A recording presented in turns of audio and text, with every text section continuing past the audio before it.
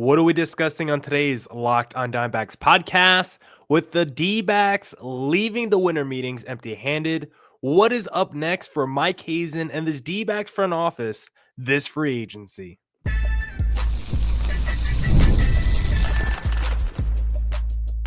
You are Locked on Diamondbacks, your daily Arizona Diamondbacks podcast, part of the Locked on Podcast Network, your team every day.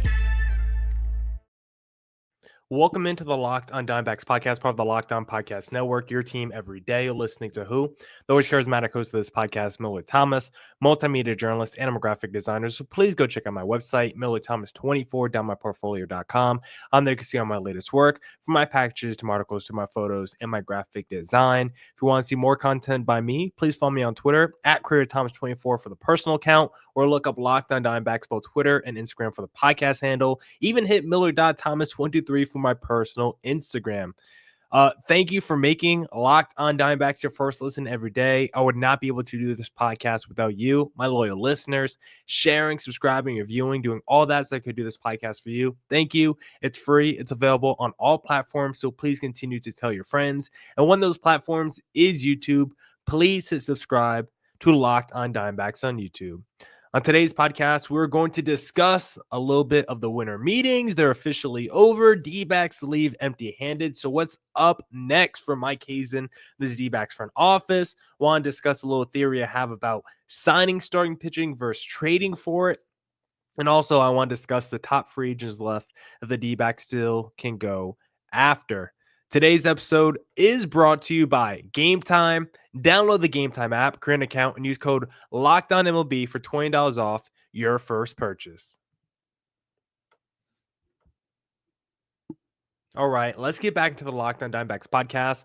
Before we discuss the D-backs leaving the winter meetings empty-handed, I kind of want to discuss a little bit about that Garrett Crochet and the Red Sox trade, because when you see it come across the ticker, you see the Red Sox get themselves a premier starter, but they do end up paying a lot for the services of Garrett Crochet, who is 2 more years of club control, 25 years of age, coming off a breakout season, strikeout artist, like prime of his career. Like, that guy costed the Red Sox a good amount from their farm system, like 4 of their top 15 prospects. But the question I really want to ask you guys, because this is kind of the conclusion that I've came up with, I actually think it's smarter and less risky for teams like the Boston Red Sox, or any team for that matter, to actually dip into their farm system and trade away pieces and get back a star level pitcher,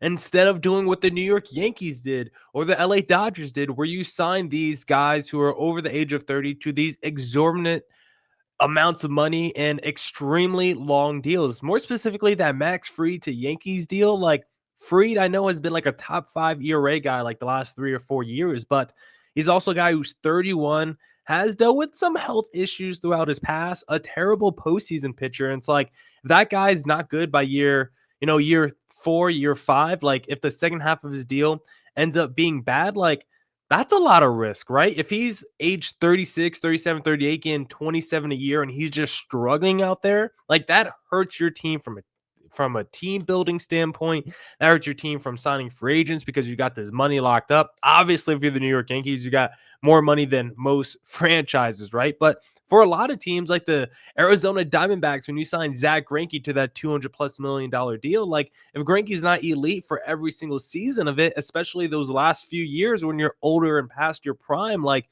those years can really hold back a franchise. I think there's so much risk when you sign these star pitchers over the age of 32 long-term deals, 5+ year contracts with $25 million annually. I think that's a lot of risk. I actually think what the Boston Red Sox did, it's something that they've done before, and they trade for Chris Sale. I think it's actually smarter and less risky than just going out there and getting the star pitcher, because I know signing the Corbin Burns and the Max Frieds, these guys who are proven all-star, superstar pitchers, it feels great when you sign them. And sometimes it works out. When the Phillies signed Zach Wheeler to his contract at the time, I thought it was an overpay. I did not think he was worth it. And he's been a stud every year of that deal. That doesn't mean there's not a lot of risk involved. And for me, I think the question is, what do you think is more risky? Signing a guy like Max Fried, who is 31 years of age, to a 8-year contract where you pay him 27 a year, where those last few years he's going to be over the age of 35. Do you think there's more risk in believing he's going to be an elite pitcher for hopefully the entirety of that 8-year deal at 27 a year? Or do you think it's more risky for the Red Sox to trade 4 of their top 15 prospects, but you get back a guy who is 25 in the middle of his prime with a couple more years of control, where then you can decide maybe we re-sign him to a mega contract after that, or maybe we can flip him once again for something else? I think I'd rather just do what the Red Sox did. Yes, one of those prospects can end up turning into a star player on the level of Crochet. Maybe a couple of those prospects can, but I feel like a lot of the times when you look at the deals where the team gets back the best player in the trade, I feel like that team usually wins. It does not always happen, but I've done podcasts where we've looked at deals for superstar players, pitchers, position players, and it's like the team that got the best player typically wins that deal via trade. Now, if it's a signing to a mega deal, I feel like a lot of times it doesn't work out for both sides, especially those last few years. But when it comes via the trade, I feel like the team that gets the best player typically wins. Red Sox made a trade for Chris Sale back in the day. They gave up so much. Yoan Moncada was like the top prospect in baseball at the time, coming over from either Cuba or the DR. I don't remember, but he was like already made major leaguer with Michael Kopech, who was like triple digit heat, considered one of the most tantalizing pitching prospects. Like at the time, the Red Sox were considered to give up so much to acquire Chris Sale. And guess what? Chris Sale ended up being a Cy Young level pitcher, like every year until he got hurt, delivered a World Series for the Red Sox where he came out and closed out the final game of that series. Like the Red Sox won that deal. Then when we look at the Verlander, the Scherzer trades throughout history, like the teams that got the best pitchers have won those deals. And so when it comes specifically to the pitcher market going forward, if the D-backs want to add a star pitcher, go out there and trade for one. Do what you did like with Zach Gallen, where you did a little jazz for Zach Gallen straight up swap. I think going out there and just going through your farm system and identifying who you want to keep and who you're willing to trade to get a really high level pitcher is the best thing you could do. I don't want to see the D-backs go out there and sign some 32-year-old guy to a 6-year contract for a lot of money. I would much rather the D-backs take a little bit of a gamble with their farm system. Yes, maybe there's going to be times where that player you give up ends up being a star, but I would much rather get back these young, controllable pieces than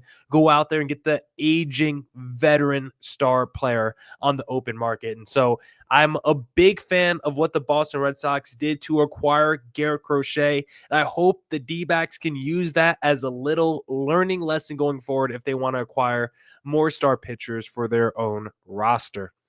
Now I want to discuss, what is the D-backs' next move, considering they just left the winter meetings empty-handed?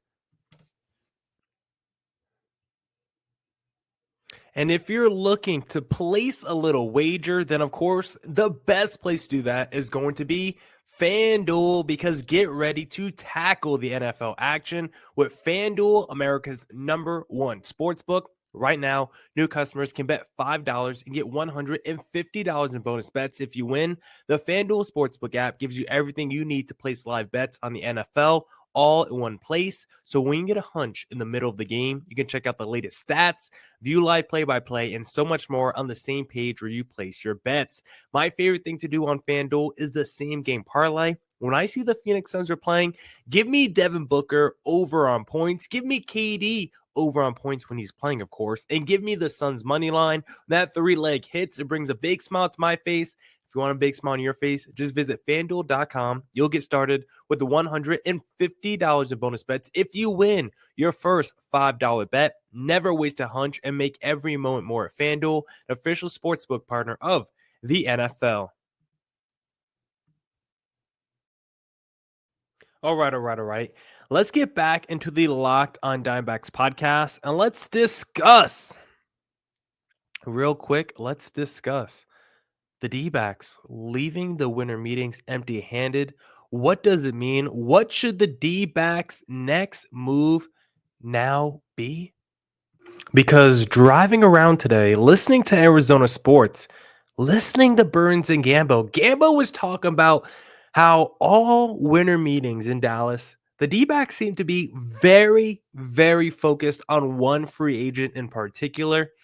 His name is Roki Sasaki. Now, the odds of the D-backs getting Roki are not going to be too high because you look at the cases for other teams and it feels a little bit stronger than Arizona.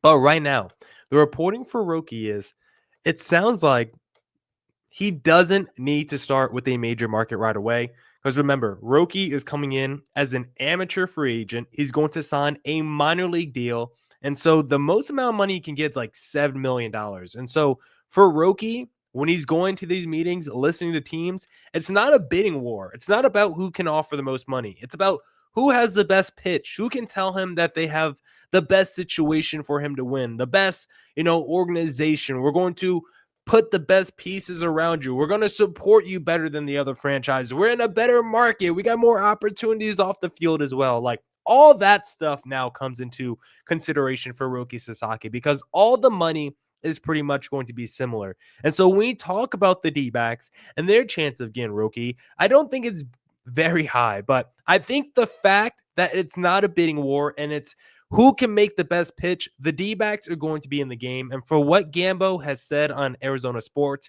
it sounds like the D-backs are in the game for Roki. Are they the favorites?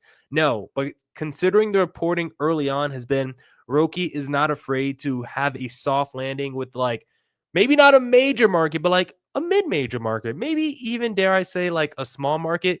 D-backs are not a small market, but if you do want a mid-major market where you could be in big environments, big games, and have a chance to win, I think the D-backs can be your place. Now, I think the case for the D-backs for Roki Sasaki is basically the opposite of what the LA Dodgers are trying to offer Roki. The Dodgers are offering community. They're offering, we got Ohtani, we got Yamamoto. We already culturally have guys that the transition would be easy for you. There would be players in the locker room that you could easily relate to, easily ask them about their experiences playing in America, adjusting, like all that. Like that is what the Dodgers have to sell to you. We got Ohtani, we got Yamamoto. We got already the country of Japan supporting the LA Dodgers essentially. Like, why wouldn't you come here for that community aspect of it? That's a great pitch. They got the money, they got the resources. Like, I can't sit here and deny the Dodgers probably have the strongest pitch for Roki Sasaki.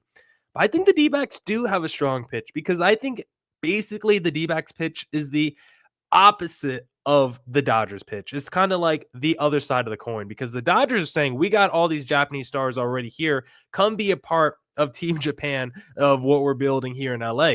The D-backs can say, look, do you just want to go be the third star with Ohtani and Yamamoto? Like, we know how great that team is already. They already won the World Series with their Japanese stars. Like, you're going to go there and just add to the team of Japanese all-stars that they already have when they're already winning World Series. Like, is that really a challenge for you? Do you just want to be like the rest of the guys that came from Japan? Or do you want to pave your own way? Do you want to be the guy where D-backs versus Dodgers, we're tuning into Roki versus Ohtani, and it's you striking out Ohtani when he's at the plate? Maybe Yamamoto's on the mound. You're going pitch for pitch with him and out dueling Yamamoto while striking out Ohtani. Like, don't you want to feel that glory? Don't you want to be the best player from Japan? Because right now Ohtani's got the title. Yamamoto looked fantastic. Like, you go play for the D-backs and you beat those two, you are now the star from your home country, right? You just took it down, the Yamamotos and the Ohtanis. Now you got Japan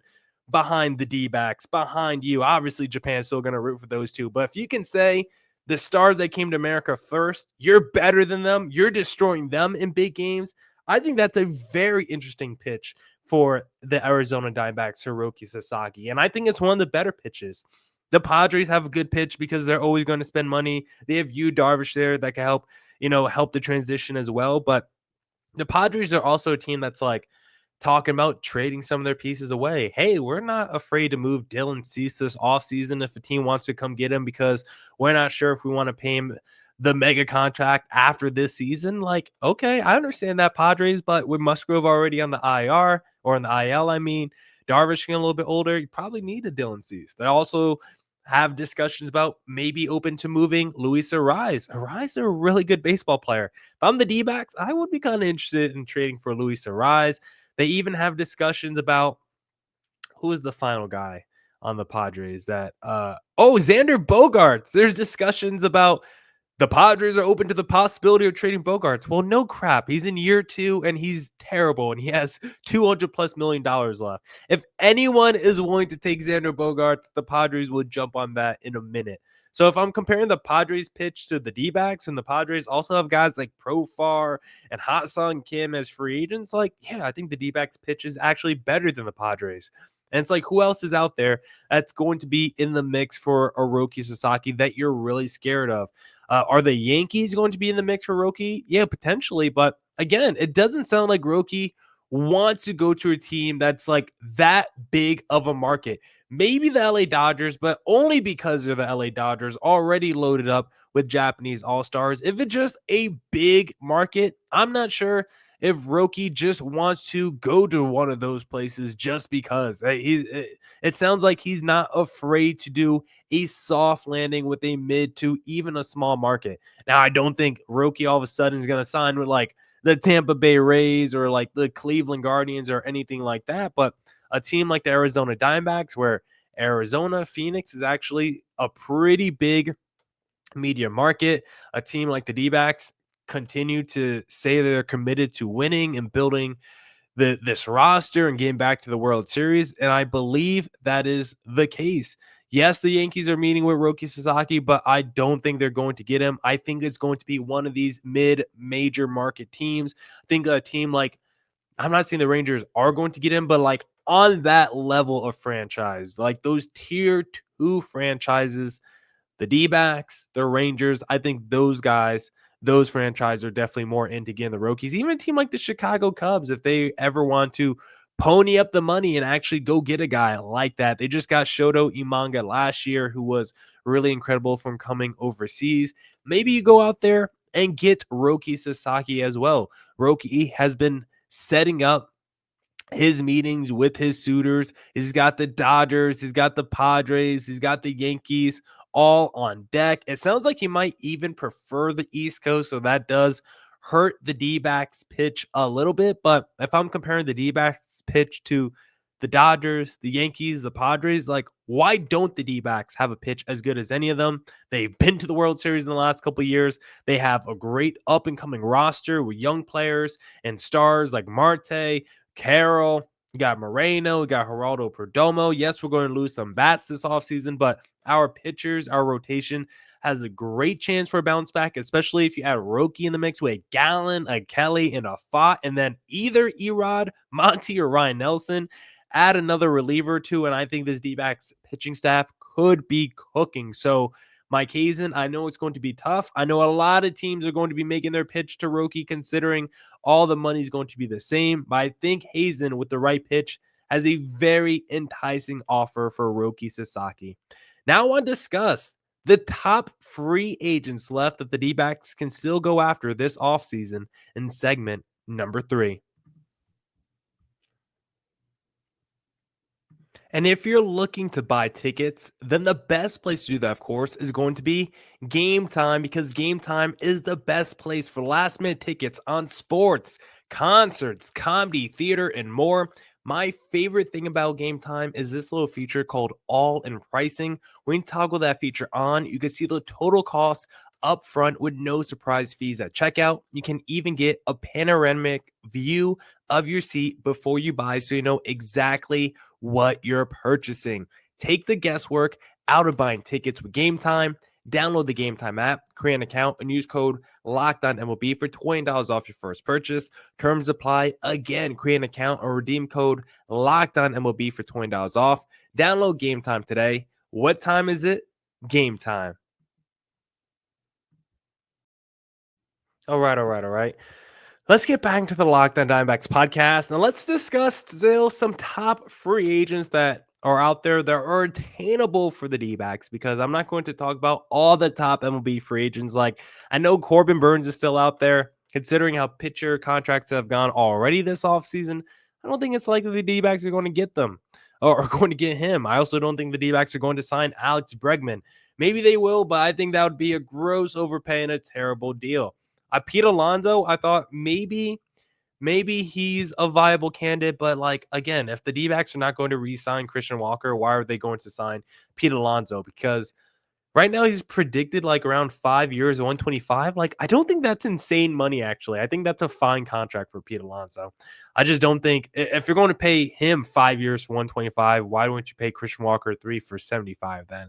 So that's where the logic kind of falls apart. But there's still some other top free agents that I believe is attainable for the D-backs who are really good, who won't break the bank. One guy who I've seen be thrown around at times, who I'm actually not a huge fan of, Anthony Santander. According to NBC, they think he could get like a 5-year, 110 deal. Not insane. Coming off a 44 home run season. He's got a ton of bombs the last 3 seasons. I just don't really believe in him. At least not the version that we saw this year. I don't believe he's a 44 home run guy. I would much rather go after Anthony Santander coming off the 28 home run, 95 RBI season where he has a 250 average and a 797 OPS, as opposed to 44 bombs, 100 ribbies, and an 814 OPS, because now the perception of him is like he's this elite slugger in the middle of your lineup. I think he's probably closer to like a Jock Peterson type than the Christian Walker type in terms of the overall production that he showed this past season. I just think he's going to get a massive overpay. I would like him on the D-backs if he was like 18 a year for like 3 years, but Santander might get like 20 plus a year for like 5 years. And I just don't think he's worth that level of deal. So even though he's a top free agent that is probably slightly attainable for the D-backs, I would not be a fan if the D-backs actually signed him. Let's talk about the D-back options that are attainable that I would be in favor of. The first guy, and these are guys that we've definitely talked about on the podcast before, but Paul Goldschmidt. Again, this is contingent on Christian Walker signing with another team. But Goldie is still solid. He definitely had a slow start last year in the first half, which seems like his slow first half starts are just becoming longer and longer, because in the first half last year, in the first 92 games, he had a 230 average and a 664 OPS. But his last 62 games, a 799 OPS, which you really like to see. Still finished with 22 home runs, still a solid defensive player. I think Goldie still has enough in the tank at age 37 to still be an effective Major League Baseball player. Considering he's a righty, platoon him a little bit with Pavement Smith, and you should be fine. Also, like Carlos Santana, that's still out there as a potential first base option. He is also a dude who is super old, just like Paul Goldschmidt, going to be 39 years of age at the start of next year, but coming off a year where he played solid defense, won a Gold Glove, displayed some power, had an actual higher Baseball Reference award than even a Paul Goldschmidt. Like, Santana is still a very effective Major League Baseball player, one of the most underrated players probably of the last like 15 years. Like, you look at his numbers from Cleveland till now, and it's like every single year he's like around 800 OPS and 20 to 30 home runs, 80 plus RBIs, and that's like over the course of the last 15 years. Like, he's just a career 785 OPS over 15 years, averages 25 home runs a year over his 162 average. Like, there's a lot of respect for Carlos Santana. I definitely would not mind him on the D-backs. Tanner Scott is someone that we've mentioned a ton on this podcast. A very good reliever, high leverage, high velocity arm. I just don't want to overpay for a closer who is going to be 30 years of age. I just think that's bad business. I feel like long-term, those guys don't work out. And I just think closers too is just such a volatile position where 1 year you could be absolutely elite. Then the next year you could just fall off a cliff, because I don't think those guys have gradual declines. It's either 1 year you're good and then 1 year you're bad. Like we saw with Mark Melancon, where he was all-star and leading the league in saves in the NL with the Padres, and then comes to the D-backs and is immediately horrendous. So I would not mind Tanner Scott. I just don't want to break the bank to get him. Another guy who I think is kind of interesting, Jurickson Profar, who I always say his name wrong as Juraxon, but I guess it's Jurickson. He's coming off a very stellar year. I don't believe the year he just had is replicable. I think he could get back to like 80% of what he just did. He was a 280 average, 839 OPS, 24 home runs, 85 ribbies this past year. I could see 260 average, 780 OPS, 18 bombs, 70 ribbies for the D-backs next year.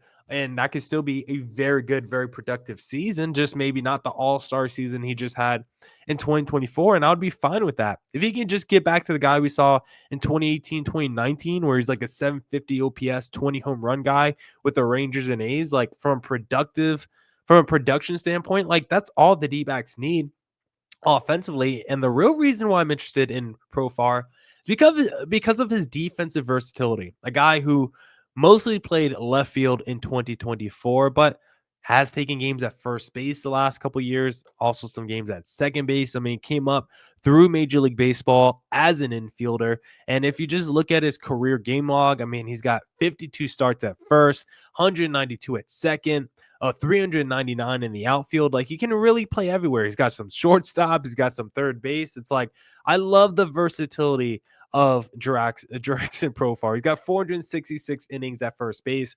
Maybe he could be a platoon first baseman as a guy who's a switch hitter with Pavin Smith over there at first base. So just want to throw him out there as an option.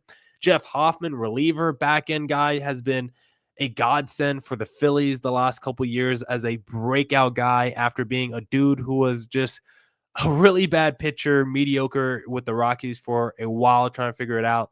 Became a bullpen guy with the Phillies and has just been absolutely shut down in the back end. Really good strikeout numbers, really good command and whip. This is the guy, if the D-backs can get him with the Martinez's and the pucks in the back end of the bullpen, good. It could just be the perfect cherry on top to what the D-backs need.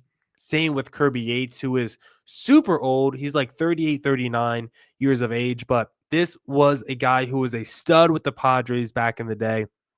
Stud with mostly the Padres, I guess, back in the day. But he's interesting because in 2021, Tommy John missed the whole year, barely played in 2022, and then has been really good the last two seasons and had a 1.17 ERA this past year with the Rangers in 60 innings pitched, double-digit strikeouts per nine. Like, his career strikeout per nine numbers is absolutely insane. And so if we could get Kirby Yates to be in the back end of the bullpen with his closing experience, I think he would be a perfect fit for this D-backs bullpen.